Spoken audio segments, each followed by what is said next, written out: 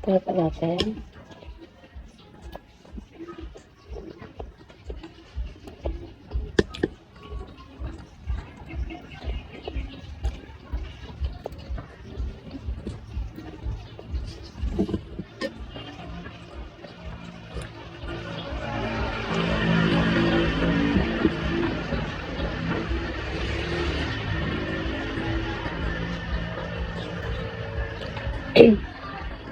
Mas maraming coconut meat yung Florantes compare sa Cecilias. And para sa mga hindi masyadong mahilig sa matatamis, mas okay itong Florantes kaysa sa Cecilias. But of course, iba-iba tayo ng palette. So, pwedeng Sicilian reference. Actually, meron pa isa yung Colex, but sabi, hindi namin trinay kasi nga daw medyo mas marami na yung tinapay.